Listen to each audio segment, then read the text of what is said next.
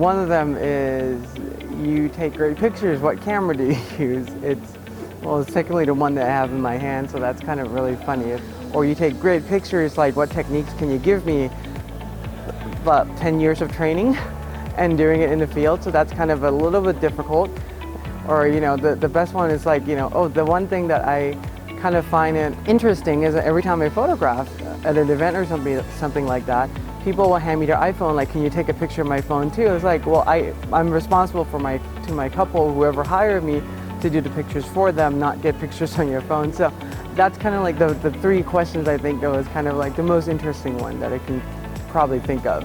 One of them that really comes to mind was one that I shot of a fashion with a model, and it's kind of one of those shots that has like a foreground, middle ground, background, but there's like trees and bushes in the front, so that kind of frame her within a really nice backdrop in front of Disney Concert Hall in downtown LA, so that's really nice.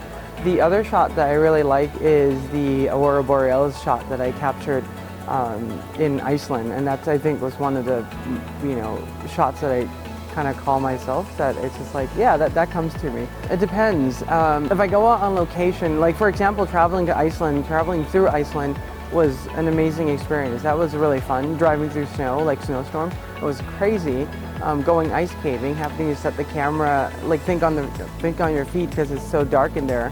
I've shoot at like 12,800 ISO to get the shot.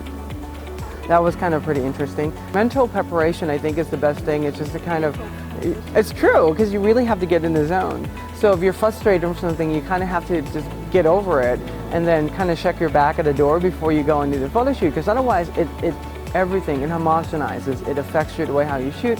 It affects the way how you interact with your couple or with whatever subject matter you're shooting. So you kind of have to do that. And it's mostly, the preparation part is literally the night before. It's just prepping everything, charging all the batteries, clearing out the memory card, prepping all the lenses, making sure the cameras are good to go and so forth.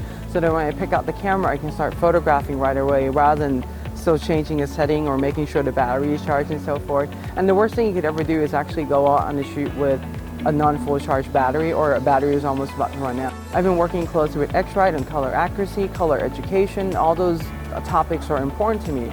So being able to faithfully control and see exactly what's on my screen, and when I do the printing in-house or through my lab, it comes out exactly the same as it is on my screen. It's extremely important. Those are one of those things that if you don't do your own printing, you don't think about as much. If you don't do your own editing, you don't think about as much. But here's the case though, I mean, there are people that I interact with, photographers I interact with, that says like, I don't do my own editing, so it's not important. And I tell them it is important, and it's good for you to review the pictures even if you get them back from an outside editor, to make sure that you're getting the accurate colors, that the color's looking right.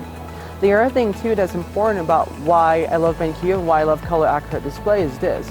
I can't control, nobody can control what displays people out there are going to be viewing your photos on, what the couple's parents, grandparents are going to be viewing on. They might be viewing on an iPad, they may be viewing on Samsung with an AMOLED display that turns colors super saturated. We can't control that.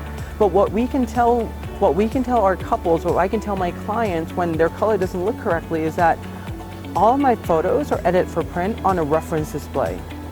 And when that conversation, that line kind of ends most of the argument that will come up about the color doesn't look right. The reason why is because your display is not calibrated, and that's okay.